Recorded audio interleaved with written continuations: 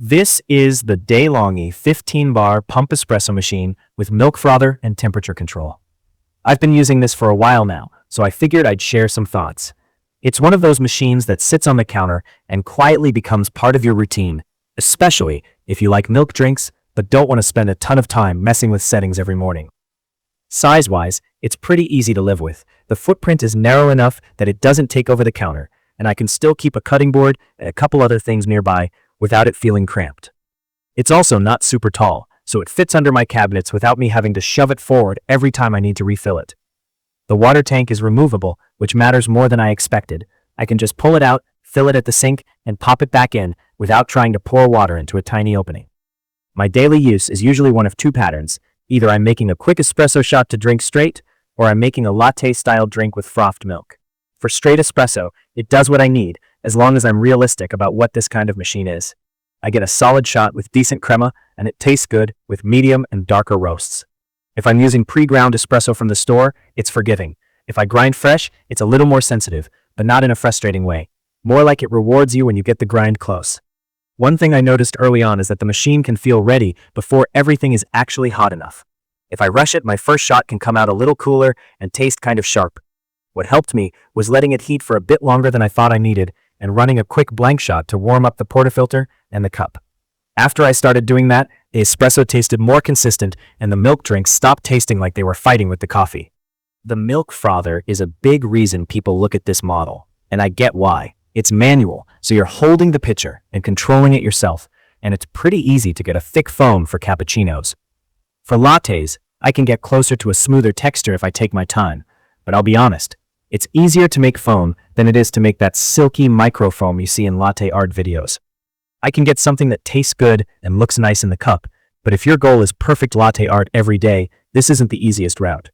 I still use it all the time because for normal drinking, it's totally fine, and it beats heating milk in the microwave. Something I also didn't expect is how much the drip tray and the removable bottom section matter. I use a regular mug most days, and it fits fine. If I'm using a taller cup, I can remove the bottom tray section to make more room. That sounds small, but it's the kind of convenience you appreciate when you're half awake and just trying to get caffeine into your system. Cleaning has been pretty manageable, with a couple habits that make it easier. I rinse the portafilter and basket right after I'm done, because if I leave coffee residue sitting there, it gets gross fast. For the steam wand, I've learned to purge it for a second after frothing and wipe it right away. Otherwise, dried milk becomes a project later. The water tank and drip tray being removable makes it simple to keep things from getting funky. One quick note though, I've seen some confusion about parts being dishwasher safe. I personally don't treat this like a throw it in the dishwasher machine. I just hand rinse and wipe most of it, and it's been fine. Over time, a couple quirks stood out. The machine is fairly light, so when I'm locking in the portafilter, I sometimes have to steady the top with my other hand. It's not a huge deal, but it's part of the routine.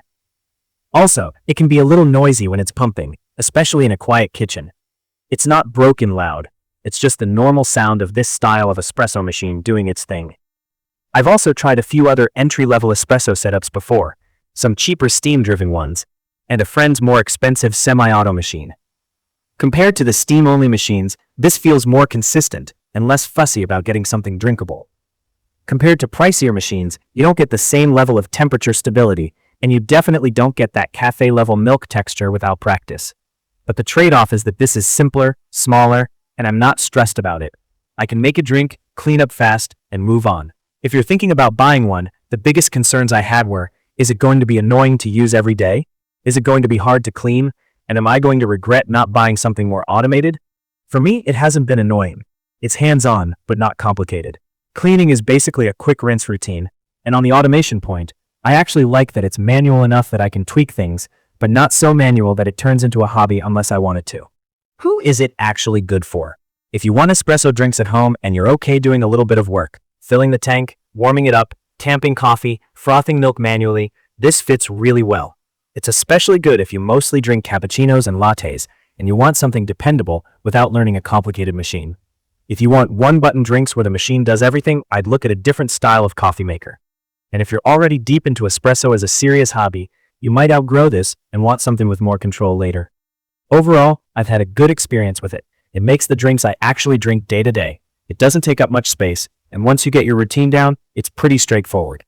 If you've got questions about anything I didn't cover, like what grinder I use with it, or what kind of milk frothing results I'm getting, drop them in the comments and I'll try to help. I'll leave the details about the Longhi 15-bar Pump Espresso Machine with milk frother and temperature control in the comments for you to check out.